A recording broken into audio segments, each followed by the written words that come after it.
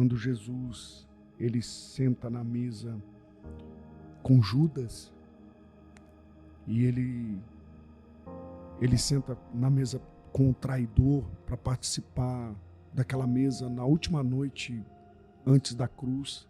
E o Senhor Jesus, na noite que foi traído, ele tomou o pão, partiu e deu graça.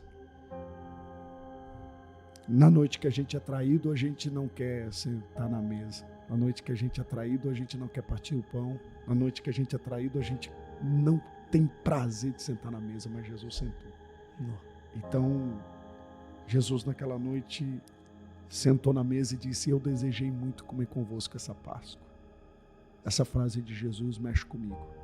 Eu desejei, por mais que eu estou indo para a cruz, por mais que eu estou na frente do meu traidor, por mais que essa mesa aqui seja difícil de estar, eu desejei estar com vocês aqui. Então Jesus se sobrepõe dizendo: eu desejei viver esse momento com vocês. Jesus não tinha, era Páscoa. Como judeu ele poderia celebrar, mas ele poderia também não escolher celebrar, ele estava sendo perseguido. Sim. Ele poderia ser pego a qualquer momento. Mas ele olha para os discípulos e diz: eu desejei servir o traidor, eu desejei lavar os pés do traidor, eu desejei confrontar o traidor na mesa e eu desejei trazer o traidor para a minha mesa. Isso mexe comigo porque esse nível de perdão, esse nível de graça e esse nível de cura, Jesus está mostrando para nós que é possível, na noite da nossa maior dificuldade, a gente se manter firme no propósito. Jesus está mostrando para nós que, por mais difícil que seja a cruz, e por mais difícil que seja estar diante do traidor, é possível a gente se manter firme no propósito, dizendo: não importa o que aconteça, o diabo não vai me tirar do lugar que Deus me colocou. Hoje eu estou aqui com o pastor Júlio César, lá de Foz do Iguaçu. O pastor, além de ser pastor, né, ele tem uma mentoria que chama Mentoria Convergência. Ele vai explicar um pouquinho também sobre essa mentoria, porque eu vou perguntar para ele sobre essa mentoria, como funciona. E é um prazer, pastor, prazer de tê-lo aqui. Obrigado pelo convite. Eu tenho que agradecer também ao pastor William, que foi a nossa ponte. Obrigado, agradecer ao William por ter nos conectado. E eu queria que você se apresentasse. E a minha primeira pergunta é para você explicar também sobre a mentoria Convergência, que é a sua mentoria. Ok. Para quem não me conhece, eu sou o Júlio César, esposo da Osana Pereira Arcanjo de Oliveira, casado há 19 anos com ela. E tenho um casal de filhos, Júlio César Filho e Maria Eduarda. Júlio César Filho com 13 anos, Maria Eduarda com 15 anos. Sou natural de Foz do Iguaçu, no Paraná. Meus pais foram para a construção da Itaipu Nacional. Meu pai sai de Governador Valadares, minha mãe de Cachoeiro, Itapemirim. Então, meu pai mineiro, minha mãe capixaba. Vão para Foz do Iguaçu, para a construção da Itaipu, se conhecem lá. E aí eu nasci lá no ano de 1982 e estou lá desde então. E aí, aos 16, 17 anos, sempre fui cristão, claro, uma vida dentro da igreja evangélica, dentro de uma igreja denominada Assembleia de Deus. Eu passo a ser líder de jovens com 14, 15, 16 anos. 15, 16 anos, começo o meu ministério, começa a minha caminhada. E hoje eu sou pastor, há 7 anos pastor, ministro no Brasil todo a palavra de Deus. Onde Deus abre as portas, eu vou ministrar a palavra. Como você disse, eu tenho uma mentoria hoje, onde eu alcanço as pessoas através dessa mentoria também, pela palavra, pelo evangelho. E é isso. É difícil falar da gente, né? Difícil demais. É muito bom, mais fácil falar dos outros. De nós não é fácil, não. Obrigado, viu, pastor? Amém, uma alegria. Pastor, o que eu queria saber, a primeira coisa, é sobre como que as pessoas fazem para ativar a identidade. Sabendo que em Gênesis 1, 26, lá fala que nós somos imagem e semelhança de Deus, que nós podemos governar sobre as aves, sobre os répteis, sobre tudo. Só que as pessoas não sabem como ativar a identidade. E também tem uma passagem, eu estava lendo a palavra, em Lucas 8:49, que fala sobre a ressurreição, né, da filha de Jairo. Quando chega, né, quando Jesus chega até a porta da casa da filha, onde que a filha de Jairo estava, Jesus fala: calma, gente, ela só está dormindo. E todos riram de Jesus. E uma das coisas da ativação da identidade, né, é que as críticas não podem fazer. A gente não pode pegar as críticas, as pessoas rirem da gente como que eu posso falar? A gente não pode absorver isso, né, das pessoas. Isso não identifica quem a gente é em Deus. Não é através das nossas críticas, né? Eles riram de Jesus. Nessa hora, Jesus entrou e falou: afaste a multidão de mim. Jesus entrou e todos sabem o que aconteceu com a filha de Jairo. O que você pode falar sobre isso? Sobre a ativação da identidade? Como que a pessoa descobre a sua identidade? Tá, você usou uma passagem bíblica, eu vou usar outra. O primeiro passo para ativar a identidade é descobrir quem eu não sou. Então, antes de descobrir quem eu sou, eu preciso descobrir quem eu não sou. Antes de descobrir o que eu fui chamado para fazer, eu preciso descobrir o que eu não fui chamado para fazer. Então, o não, eu preciso primeiro entender o não para depois entender o sim. Por exemplo, João Batista estava batizando às margens do Jordão e naquela ação de batizar, de cumprir o seu chamado, de viver o seu propósito, João começa a ser rotulado. Porque sempre quando você começa a viver o seu propósito, ou você começa a desenvolver o chamado que Deus te confiou, e são duas coisas distintas, as pessoas confundem muito chamado com propósito. Mas João, ele está ali João está ali cumprindo o seu chamado, que é batizar, que é pregoar a palavra, mas vivendo o propósito como um profeta, como alguém que está ali vivendo o ápice desse chamado, à medida com que ele vai ministrando, à medida com que ele vai batizando as pessoas. Aí começam a rotular ele. As pessoas se aproximam e dizem: João, você é Jeremias? João, você é Elias?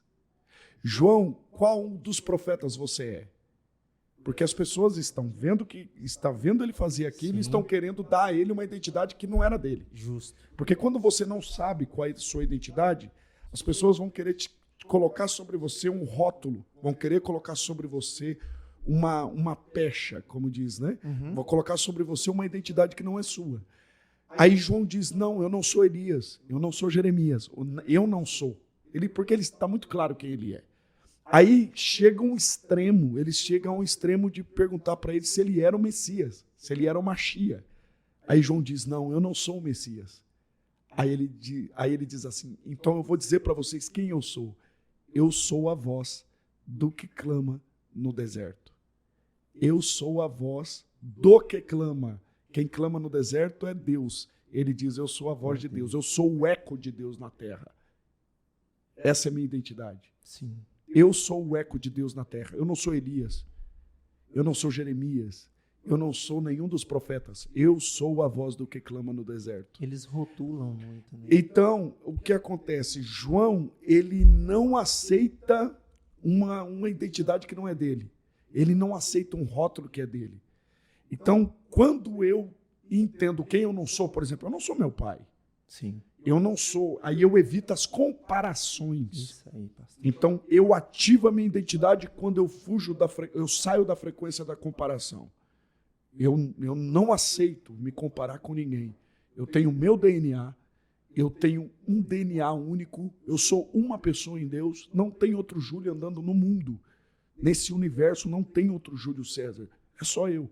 Então, quando eu compreendo isso, quem eu não sou, aí eu começo a entender quem eu sou. E quando eu entendo quem eu sou, eu compreendo o que eu fui chamado para fazer. Sim. E o que eu fui chamado para viver.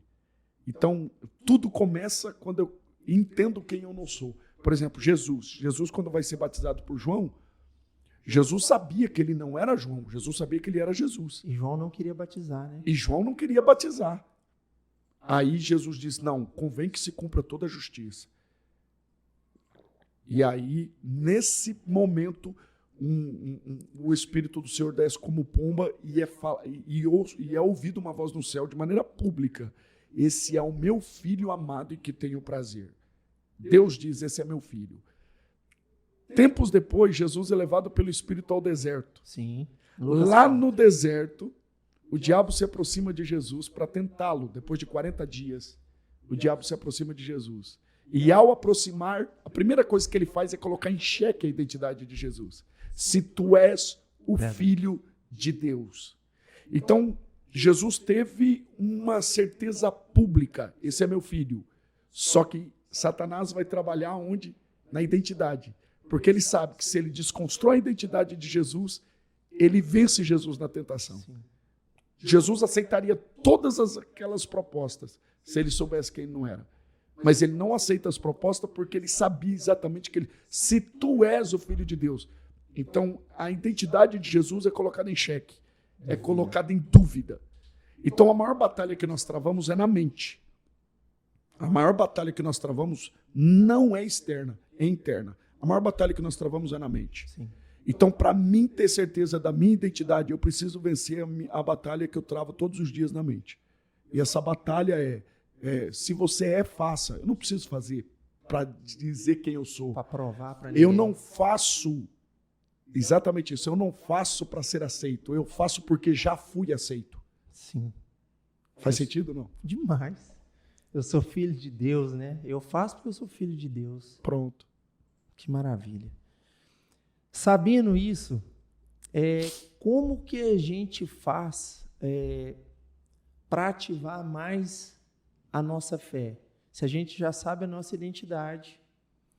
Tem uma passagem de fé, né, que é próprio Lucas 8,43, da mulher do fluxo de sangue, né, que gastou uma fortuna com vários médicos e no final ela vê Jesus e toca no manto de Jesus e Jesus fala, ora, alguém tocou em mim, porque tirou a energia dele, né?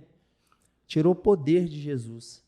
Aquela fé da mulher, só de tocar, o fluxo parou, né? O que você poderia nos falar sobre fé?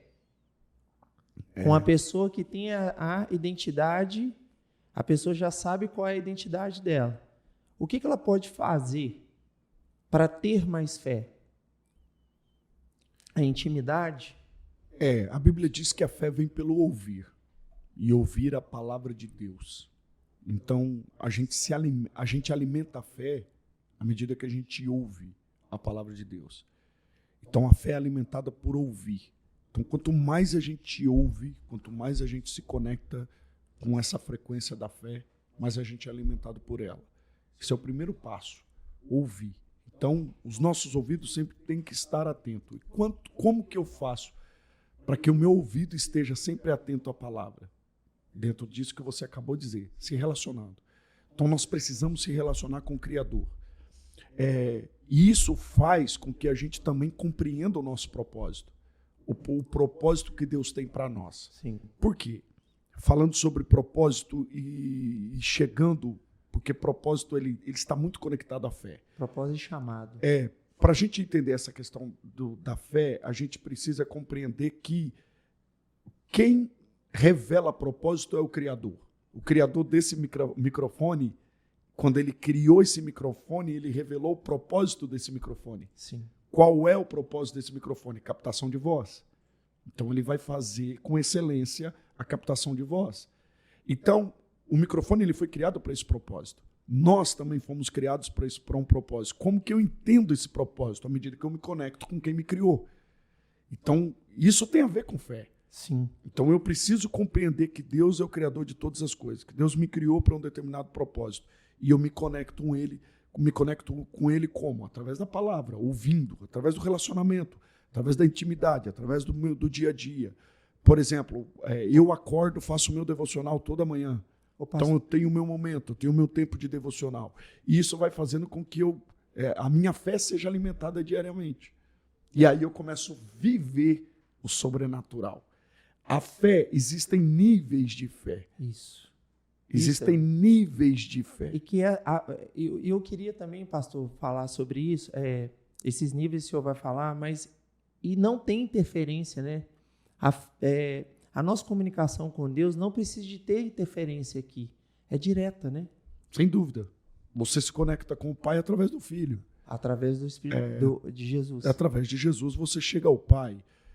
Paulo falava que para nós precisamos ter a mente de Cristo, porque se tivermos a mente de Cristo, nós vamos compreender a mente do Pai. Sim. Então, isso é necessário. À medida com que a gente vai se relacionando direto com Ele, falando com Ele, né, dialogando com Ele,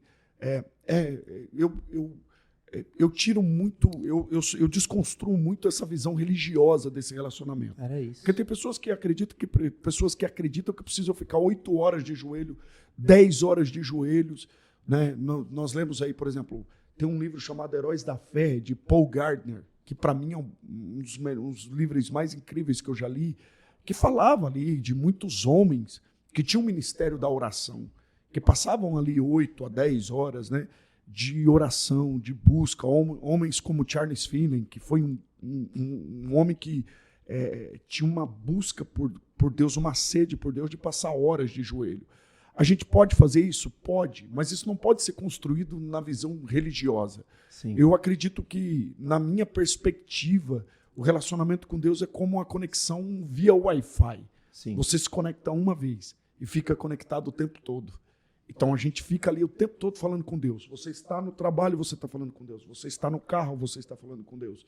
Você está numa loja fazendo uma compra, você pede direção de Deus. Sim. Você está dentro do ônibus indo trabalhar, você fala com Deus. Então nós vamos conversando com Deus o tempo todo, a todo momento falando com Deus. Porque no mundo, nesse mundo físico que nós vivemos, dependência, independência é maturidade. No reino de Deus, dependência é maturidade. Então, quanto mais eu dependo de Deus, mais maduro eu sou no reino dele. Então, quanto mais eu dependo de Deus, né, mais maduro eu sou nesse reino. Então, a minha maturidade é construída à medida com que eu preciso. Por exemplo, a gente estava saindo agora com os irmãos, indo almoçar, a gente chegou, alguém saiu da vaga, estava lotadas as vagas no estacionamento, sim, alguém saiu, a gente encostou, falei, a mão de Deus. Aí a gente saiu, veio para cá, ali, e aqui não tem vaga. Aqui não tem vaga. A mesma coisa aconteceu. Uma mulher saiu com o carro, a gente encostou. Você tá orando. A mão de Deus. Porque ao acordar pela manhã, eu falei para Deus, prepara tudo para mim. Então Deus vai, quando eu falo para Deus preparar tudo para mim, quando eu me conecto com Deus de uma maneira simples, dizendo para Ele que Ele vai preparar, então preparar tudo para mim, eu começo a ver a mão de Deus em coisas que muitos acreditam que são coincidência. Para mim é cristocidência.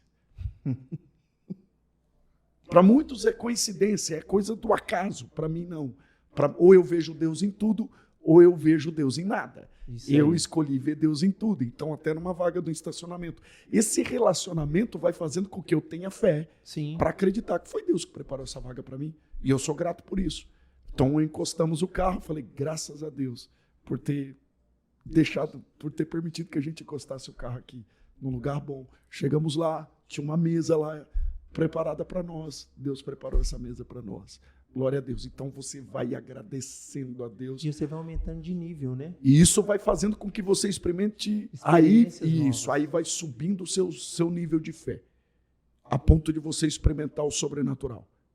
E o sobrenatural tem a ver com o favor de Deus. Aí você começa a ver milagres. Esse sobrenatural, deixa eu só pegar um gancho aqui. Vem uma coisa na minha cabeça, esse sobrenatural. A mulher do fluxo de sangue, por exemplo, ela experimentou o sobrenatural. Sobrenatural. Tem a ver esse sobrenatural, a gente acessar o terceiro céu? Tem a ver sim. O sobrenatural tem a ver. Tem um livro do Paul Yoshou, chamado Quarta Dimensão, que é um best-seller, esse livro vendeu muito, que fala exatamente sobre esse nível de fé, de você acessar o sobrenatural da parte de Deus de maneira de maneira inexplicável, a ponto de você dizer, não, só Deus para ter feito isso. O favor de Deus vem sobre a sua vida a ponto dele responder a oração que você não fez. Porque o que acontece? Existe um nível de fé. Um nível de fé. Vamos falar de um nível de fé. Esse nível de fé os coaches ensinam. Nada contra. E eu concordo com eles. Você vai colher o que você plantou. Sim. Isso é um nível de fé. Colher agora. Por isso tem a ver com o seu esforço.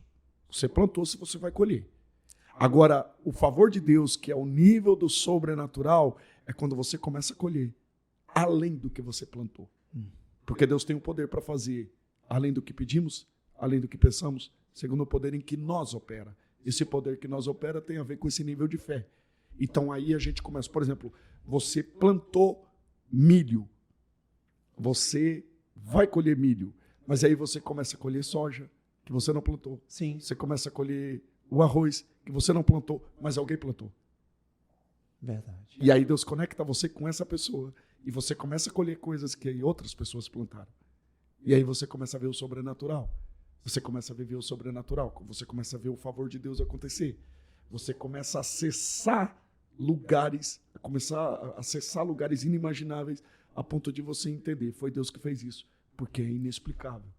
Aquela situação que você não explica. Como que Sara, uma mulher de 90 anos, entra numa maternidade. Desculpa. Sara entra numa maternidade com outras meninas grávidas e ela é uma senhora de 90 anos. Como que ela explica que ela está grávida de Abrão? Inexplicável. Ela acessou esse nível de fé, esse nível de graça, a ponto dela dizer, é absurdo. Como que Maria explica que está grávida para José? Não. Como que Maria diz, e vai dizer que está grávida do Espírito Santo, porque o anjo falou, descerá sobre ti o Espírito Santo e o poder do Altíssimo te cobrirá. Como que ela explica isso? O sobrenatural de Deus é o inexplicável de Deus. Vou repetir. O sobrenatural de Deus é o inexplicável de Deus. É aquilo que aqui dentro, quando você anda aqui, você vê que muita coisa aqui você construiu e você plantou. Mas existem coisas que você acessa aqui, que você toca, que você fala, não, isso aqui é inexplicável. Verdade. É o sobrenatural de Deus. Isso aqui. Então aí você entendeu que você acessou através da fé que Deus colocou em você. Então esse nível de fé, quanto mais alimentado, mais vai fazer você acessar o sobrenatural de Deus, o favor de Deus. A ponto de você dizer, eu plantei milho, mas eu tenho aqui soja, eu tenho aqui arroz, eu tenho aqui feijão. Você plantou? Não, não plantei, mas o favor de Deus veio. Por quê? Porque Deus começa a responder, e Deus começa a fazer fluir através de você e em você coisas que você não fez, porque tem a ver com graça. Tem a ver com nível de fé que te leva a acessar uma graça que é um favor imerecido. Você não merece, mas Deus fez. E isso é poderoso. Demais. Não.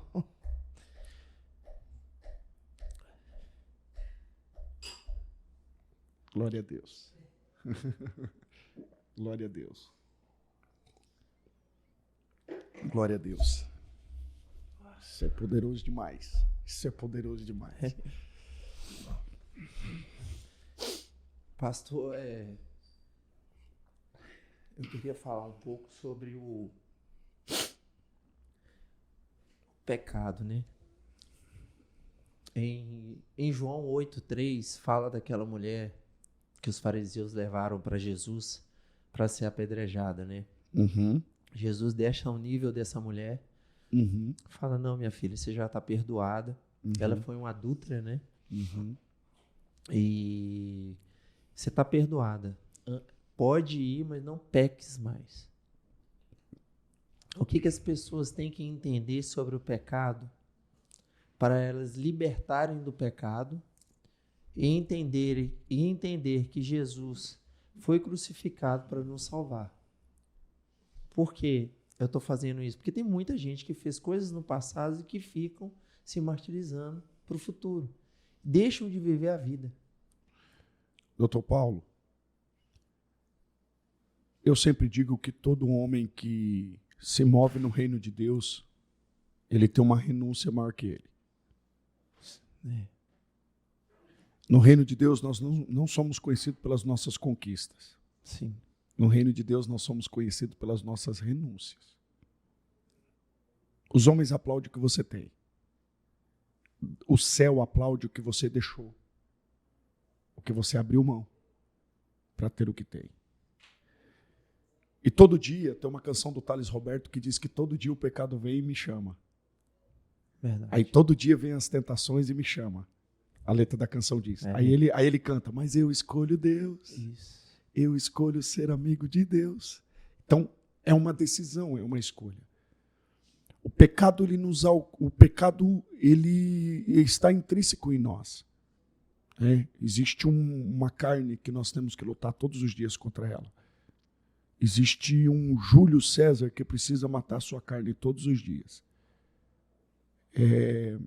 Não é pecado ser tentado. Sim. Pecado é ceder à tentação. Então todos nós somos tentados a maneira com que a gente vai caminhando com Deus e vai vivendo níveis com Deus, nós vamos sofrendo ataques. A tentação prova o quanto o diabo está disposto a pagar por você. E ele já conhece a gente, né? E a sua decisão de não pecar prova o quanto Deus pode confiar em você. Então a tentação prova o preço que Satanás está disposto a pagar por você. E a sua decisão e a sua renúncia prova o quanto Deus pode confiar em você. E ele aumenta a sua patente. Sem dúvida. Então a fidelidade a Deus é provada todos os dias, à medida que eu digo não para a tentação, à medida que eu digo não para a proposta. Porque todo homem que vive um propósito em Deus, ele é seduzido por propostas. Sim. Então as propostas vêm. Essas propostas, elas não vêm só contra os princípios e os valores que nós temos, mas elas vêm contra o Espírito Santo que habita em nós. E a gente sabe que se a gente fazer, a gente vai entristecer o Espírito Santo. Nós vamos entristecer a pessoa do Espírito Santo. E o que a gente faz? Que a gente carrega. A gente simplesmente recusa. Quando Deus faz quando Deus libera um chamado sobre Moisés, Deus fala para Moisés, diga a Faraó, deixa ir no meu povo para que celebre uma festa no deserto. Então Deus já tinha determinado, esse povo tem que sair do Egito. Sim. E tem que celebrar uma festa no deserto. Quando Moisés chega até Faraó e fala isso, Faraó não aceita. Faraó quer manter o povo escravo. Então o desejo de Satanás, a figura de Faraó é uma figura, é uma tipologia de Satanás, é manter aquele povo na escravidão. Mas o desejo de Deus é arrancar esse povo da escravidão. E aí começa aquele jogo de sedução de Faraó para que esse povo fique lá. Não, adora a Deus aqui. Sim. Vocês não precisam ir Está confortável. Fica aqui, adora a Deus aqui mesmo. Conforme as pragas vão sendo derramadas, Faraó chama Moisés para negociar. E aí Faraó fala, não, vocês não precisam ir, fiquem aqui mesmo. Mas a ordem de Deus era uma só, porque não existe meia obediência. Ou vai, ou vai. Ou você obedece ou não obedece. Se uma mãe chegar para uma filha e falar assim, filha, compre 10 pães. Se a filha comprou 8, a filha não obedeceu, por mais que ela tenha ido à padaria. Com Deus é a mesma coisa. Ou obedecemos ou não obedecemos. A ordem de Deus tem que sair. É melhor celebrar a Deus no deserto do que com Faraó construindo tijolos. A religiosidade faz isso? Demais. E aí, o desejo de Deus é que nós venhamos se libertar. Que nós venhamos ser libertos da prática pecaminosa. E tudo, pastor Júlio, resuma para mim o que é pecado. É aquilo que te afasta de Deus. Uhum. Por exemplo, uma jovem, uma certa vez, me procurou depois de uma conferência de jovens. Ela me procurou e falou, pastor, como que eu sei que meu namoro é de Deus? Como que eu sei que esse rapaz que eu estou namorando foi Deus que colocou ele na minha vida? Falei, filha, tudo que Deus te dá, te leva para perto dele. Tudo que Deus te dá, te aproxima dele. Deus nunca vai te dar nada que te afaste dele. Se tem algo que foi colocado diante de você que vai te afastar de Deus, não foi Deus que te deu. Então, Por mais que passe tempestade, né? essa sensibilidade nós precisamos ter. Esse discernimento, de discernir. Isso aqui me afasta de Deus. Porque todo pai, ele dá algo para o filho para trazer o filho para perto. Verdade. Para manter o filho por perto. Isso pautado na vontade desse pai. Porque o filho pródigo também pediu. E o pai deu, mas o pai permitiu. Ali não foi vontade do pai, foi permissão. Então, na vontade do pai, tudo que o pai te dá te aproxima dele. Então, o desejo de Deus é de trazer sempre você para perto. Como que eu sei que meu namoro é de Deus? Esse rapaz te fez ser mais fiel a Deus? Esse rapaz, quando entrou na sua vida, te aproximou mais de Deus? Esse rapaz que está andando com você, esse relacionamento, está fazendo você quebrar e contra os princípios e contra os valores de Deus em você? Se sim, não é de Deus. Por isso agora, se é de Deus, está te trazendo para perto dele. Por isso que é importante o recrutamento, né? Sem dúvida. Sem dúvida. Por isso que é importante as mulheres não ficar com qualquer tipo de homem e vice-versa. E vice-versa. E vice-versa. Então, tem a ver com isso. Eu gosto de uma frase de Augusto Cury. Augusto Cury diz que a gente não precisa correr atrás das borboletas. Quanto mais rara a flor, mais rara a borboleta você atrai. Uhum. Então, se você quer uma borboleta rara, plante uma flor rara. Eu gosto desse entendimento, porque isso é muito bíblico.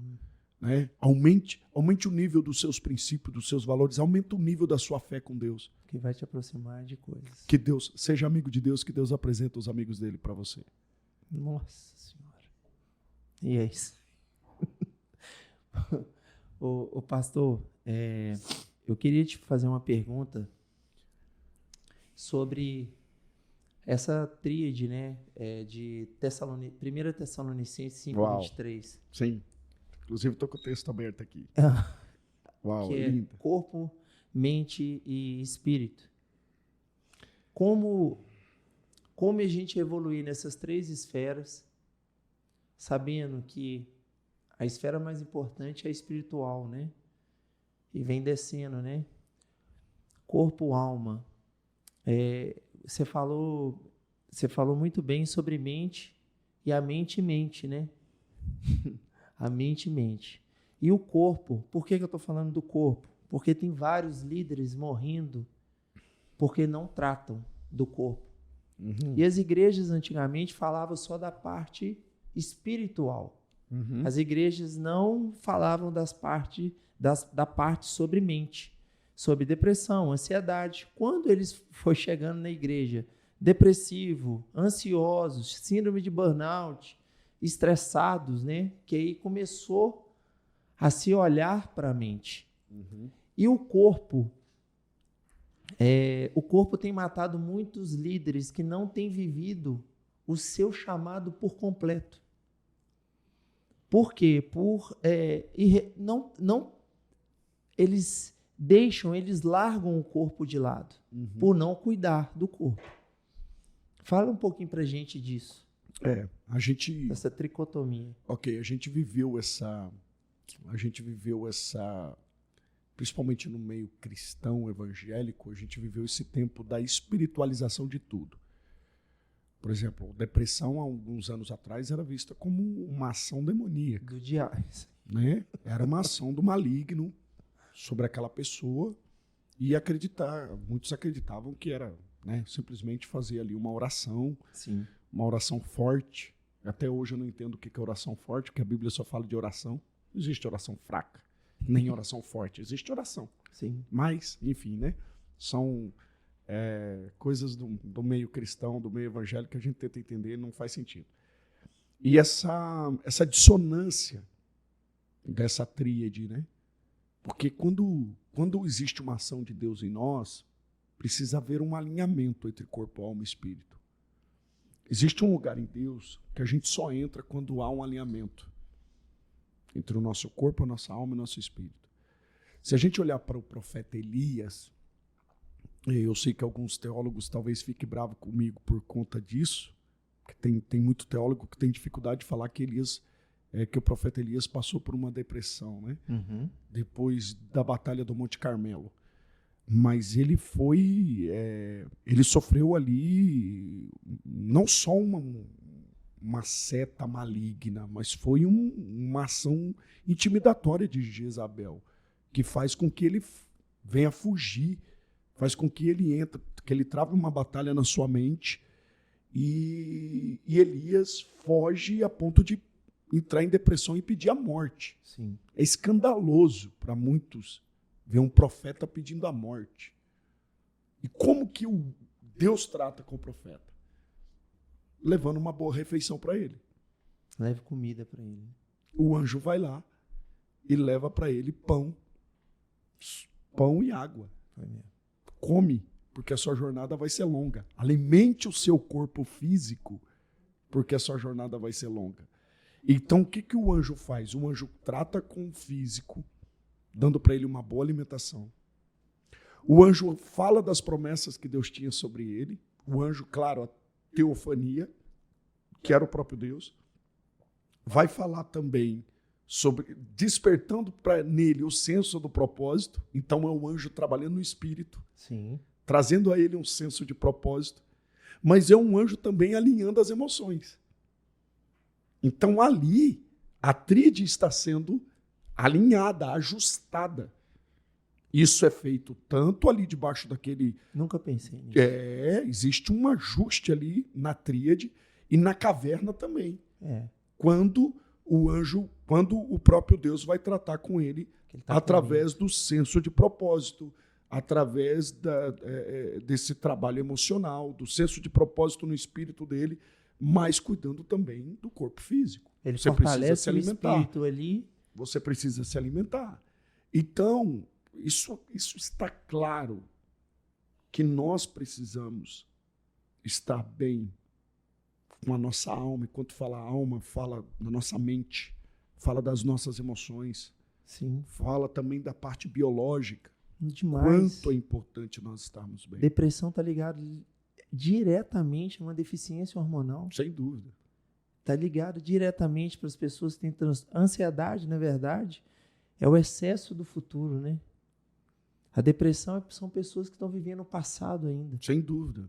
E o estresse é o presente. E você, como conhecedor de causa, você sabe disso, que existem hoje vitaminas que vão ajudar a gente. B12 é uma importantíssima para isso. Olha aí. Para cognição, trio magnésio. Magnésio, treonato. Magnésio L-treonato, malato, glicina. Olha aí. Você tomando isso à noite. Olha aí. Melatonina, que eu tomo, me ajuda demais. Eu sou muito ansioso. Eu adoro também. Melatonina é um antioxidante magnífico. Ele não serve só para o sono, ele atua no corpo como antioxidante. Uau. Então ele elimina radicais livres do corpo. Olha só. Uau. Olha que doideira. Na pandemia eu usei muito. Uau. E como que você vai espiritualizar só isso? Como é que você vai tratar isso só de maneira espiritual? Como é que hoje um pastor dentro de um gabinete, um líder hoje dentro de um gabinete, que vai receber uma pessoa que está doente emocionalmente, que vai olhar e dizer, não, irmão, vamos orar. Não rola. Não vai dar certo. Então nós vamos orar? Sim. Nós vamos orar sim. Mas vem cá, procure um profissional, filha. Procure alguém que vai te ajudar. Eu vou te indicar um profissional, né, que vai indicar para você um medicamento, que vai te ajudar no tratamento. Eu vou te indicar um psicólogo, vou te indicar, se for o caso, uma psiquiatra. Vou te indicar, se for o caso, alguém que é da área da medicina integrativa, que vai te ajudar, que vai te auxiliar, que vai te direcionar. E aí nós temos... vários profissionais, né? Mais a espiritualidade dela, não tem como dar errado. Não tem como. Aí você vai ver a excelência dessa pessoa. Essa pessoa vivendo uma vida de excelência. Por quê? Porque ela alinhou corpo, alma e espírito diante do Eterno. E quando isso é alinhado, o fluir da parte de Deus, acontece. Eu lembro que no meio da pandemia, eu ainda não tinha começado com a mentoria Convergência. Por que convergência? As pessoas explicam, né? Você tinha dito no começo para me falar um pouco sobre isso. Convergência, por exemplo, convergência é um lugar que nós precisamos estar para que as coisas aconteçam. Isso não é só um lugar físico, mas um lugar em Deus, mas um lugar também em nós, dentro da nossa identidade. É algo que acontece de dentro para fora. Por exemplo, o leão, ele só vive a convergência se ele estiver na savana. O peixe, ele só está no seu lugar de convergência se ele estiver na água.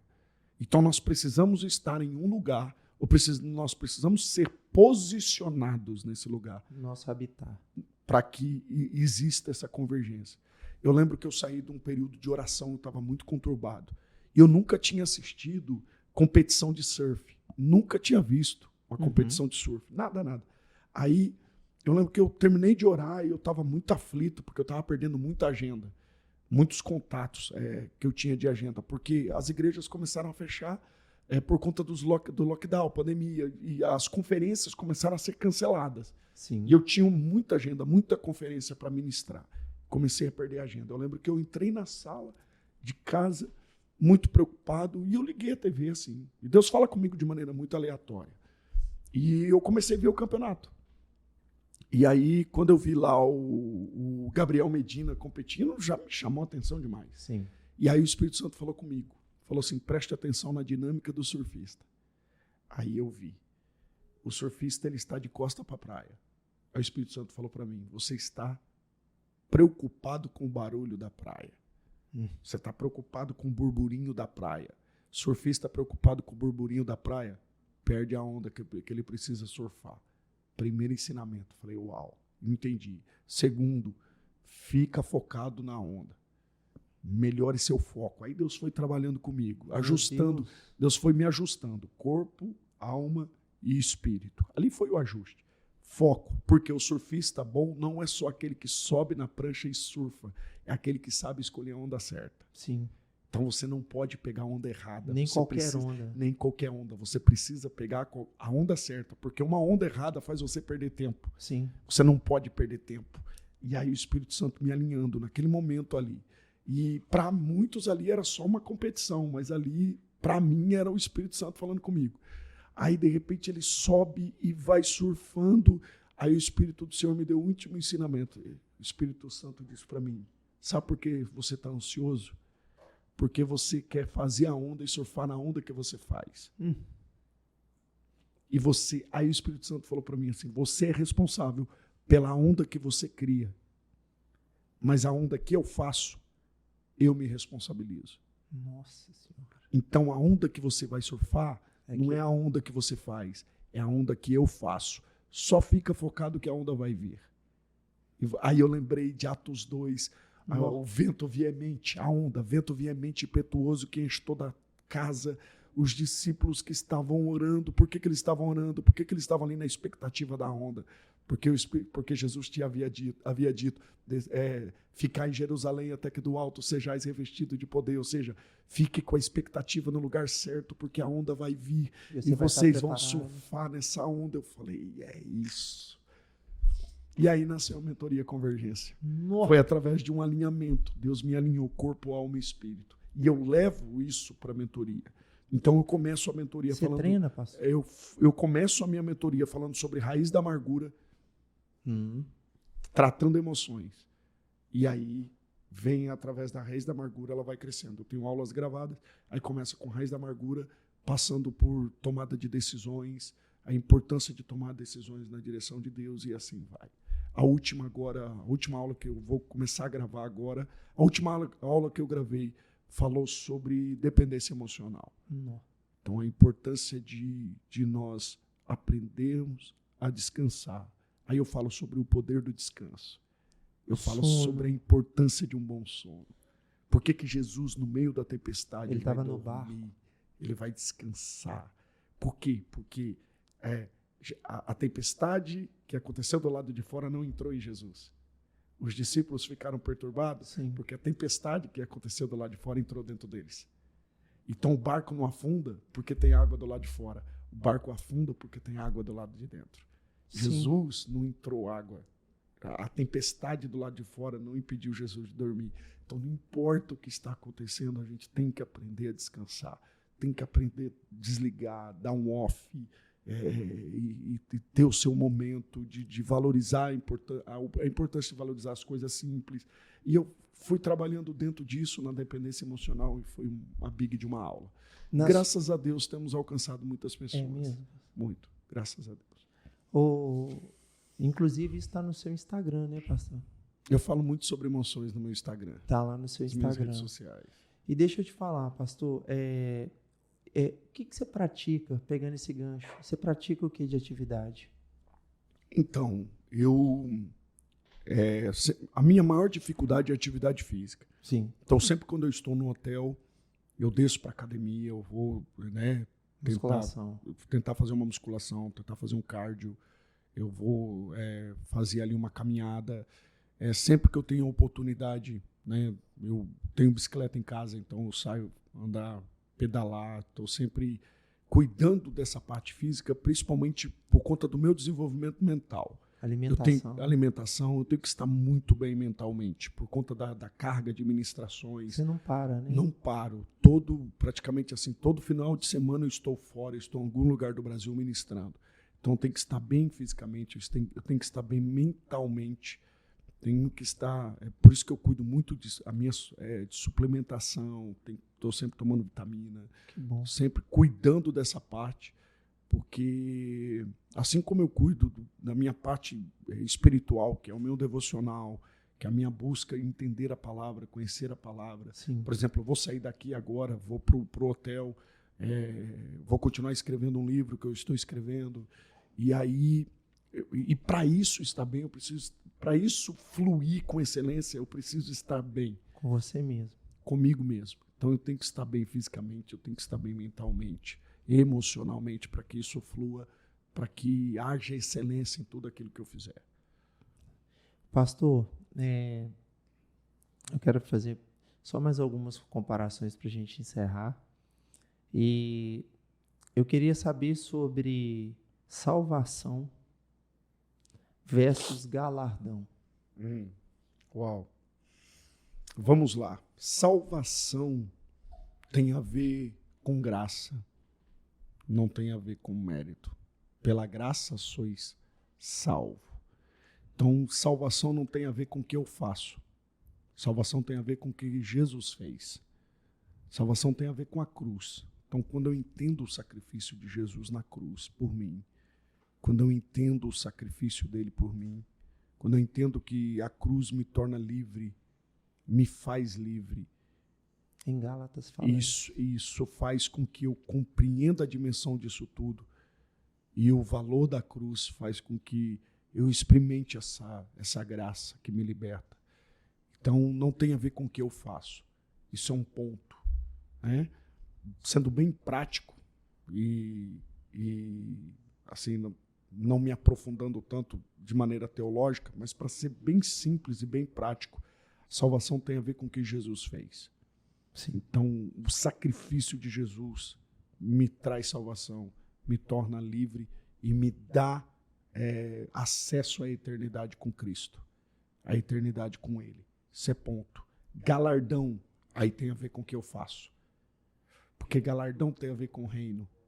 E o reino de Deus é tomado à força. Ou seja, o reino de Deus é tomado por violência.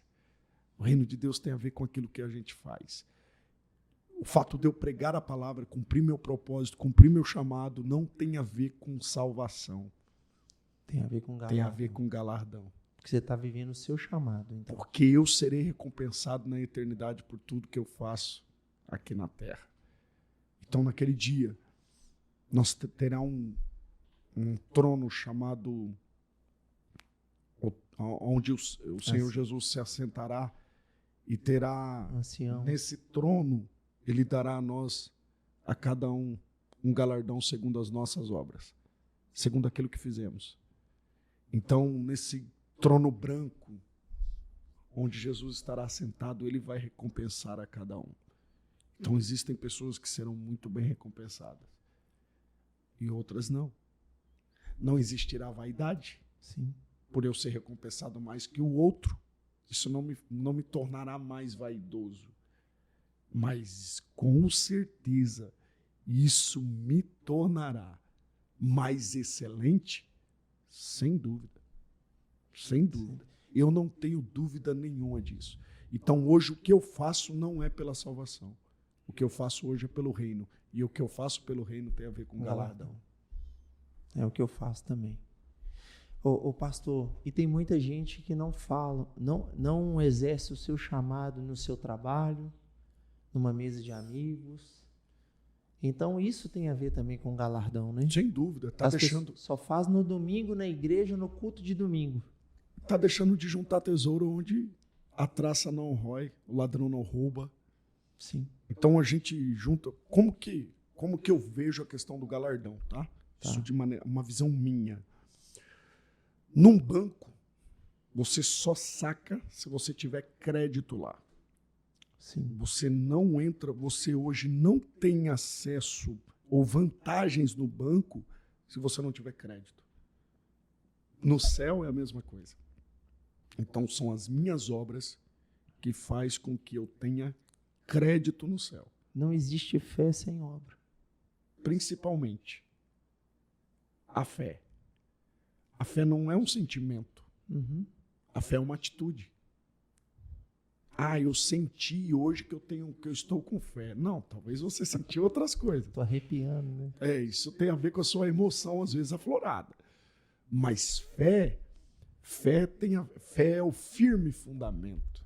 Então, a fé tem a ver com atitudes, com ações. A mulher do fluxo de sangue, ela estava 12 anos, por exemplo. Você citou aí o exemplo dela. Mas ela vai até Jesus. O cego de Jericó, a gente fala muito do que ele não tinha. Ele tinha uma visão. Uhum. Ele não tinha visão. Mas a gente esquece o que ele tinha. Ele tinha visão. Porque ele usou o que ele tinha para atrair o que ele não tinha. Sim. O cego de Jericó, cego, ele teve primeiro os ouvidos para ouvir. Jesus está passando por aqui. Então ele aciona primeiro o que ele tem. A fé. Acionando primeiro o que ele tem. O ouvido. Jesus vai passar. Jesus está na redondeza. Jesus está perto. Segundo, ele tinha pernas. Então ele caminhou até Jesus. Atitude de fé. Usou a segunda ferramenta que ele tinha ali, que foi o seu movimento do corpo. Ele vai até Jesus. Terceiro, ele usou a voz. Ele gritou: Jesus, filho de Davi, tem misericórdia de mim. Aí Jesus parou. Opa. Então a fé fez ele usar o que ele tinha para arma. atrair o que ele não tinha. Ele não tem visão, mas ele tem ouvido. Ele tem os movimentos do corpo. E ele tem uma voz. E ele usa isso. Isso para mim é fé. É quando você começa a usar e valorizar o que você tem para atrair o que você não tem. Amém. Fé é você se preparar hoje para aquilo que Deus vai fazer amanhã. Fé é quando aquele homem não tem carro, mas ele construiu a garagem. Amém. Aquela mulher não pode ter filho. O médico disse que ela não pode ter filho. Isso. Mas ela passa numa lojinha de bebê, compra uma roupa, uma lojinha de roupa infantil e compra a roupa do bebê. Porque ela acredita. Ainda que deboche, ainda que zombe. A última palavra sobre a vida dela não é do médico, não é da ciência, não é de ninguém. A última palavra sobre a vida dela é de Deus. E essa fé faz com que ela acredite. É aquela senhora que, como a minha sogra, que recebeu a sentença de um câncer. A senhora vai passar por radioterapia e por quimioterapia. Mas todo dia ela entra no carro fazendo contagem regressiva. As sessões estão acabando. Sim. Aí eu olho para trás e falo assim: sogra, a senhora está bem? Estou bem. A senhora crê que vai ser curada? Eu já estou curado. Deus já me disse. E hoje está lá em Foz do Iguaçu, firme e forte. Bem. Venceu o câncer. Por quê? Porque tem fé. Declarou. Porque declarou. Porque acreditou. A última palavra sobre a nossa vida, quem dá? Jesus. Pronto. Isso é fé. Amém, pastor. Pastor, queria te agradecer. Foi um prazer, uma Cara, alegria. Você não tem noção. Amém. Tanto que você edificou. Glória a a Deus. unção que está nessa sala. Amém. Glória a Deus. E Prazer servi-lo. Fala uma frase sua para encerrar. Uma de tantas que você tem. Só coisa boa. Rapaz, são tantas Ou publicações. você fala o que você quiser. São tantas publicações, são tantas frases. Eu vou falar uma que mexeu muito comigo nesses últimos dias, que fala sobre o poder da mesa.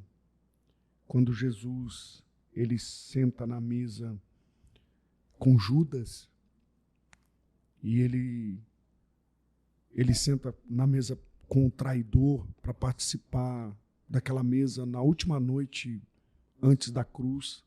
E o Senhor Jesus, na noite que foi traído, ele tomou o pão, partiu e deu graça. Na noite que a gente é traído, a gente não quer sentar na mesa. Na noite que a gente é traído, a gente não quer partir o pão. Na noite que a gente é traído, a gente não tem prazer de sentar na mesa, mas Jesus sentou.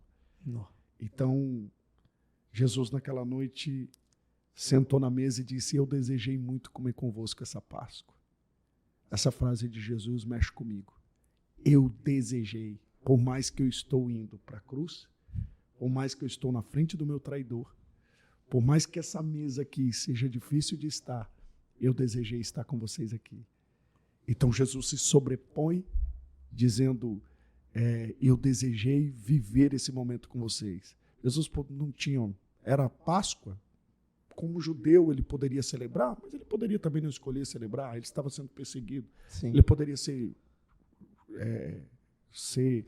pego a qualquer momento. Mas ele olha para os discípulos e diz, eu desejei servir o traidor, eu desejei lavar os pés do traidor, eu desejei confrontar o traidor na mesa e eu desejei trazer o traidor para a minha mesa. Isso mexe comigo porque esse nível de perdão, esse nível de graça e esse nível de cura, Jesus está mostrando para nós que é possível, na noite da nossa maior dificuldade, a gente se manter firme no propósito. Jesus está mostrando para nós que, por mais difícil que seja a cruz, e por mais difícil que seja estar diante do traidor, é possível a gente se manter firme no propósito, dizendo, não importa o que aconteça, o diabo não vai me tirar do lugar que Deus me colocou. O diabo não vai impedir que eu faça exatamente aquilo que o Pai quer que eu faça.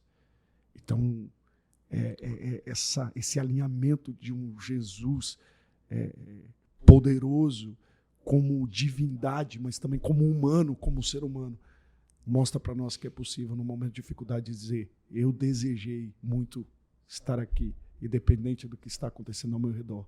Eu quis estar aqui, estou porque desejei. Isso, para mim, tem falado comigo nos últimos dias e eu quero compartilhar isso com todos que estão ao alcance. Amém. Dessa transmissão demais. Agora. Muito bom. Obrigado, viu? Uma alegria, um prazer servi-lo. Deus abençoe. Paulo dizia, o que eu recebi do Senhor, isso também vos entreguei. Amém. O que eu recebi do Senhor, isso também vos entreguei. Você compartilhou tudo mesmo. Amém. Tamo junto. Gente, queria agradecer. Me siga aí nas redes sociais, Dr.PauloGustavo. Fala seu Instagram, pastor. @minjuliocesar em todas as plataformas, Facebook, Twitter, Instagram, YouTube, @minjuliocesar. É isso, gente. Muito obrigado. Até o próximo PGCast. Deus abençoe. Deus abençoe.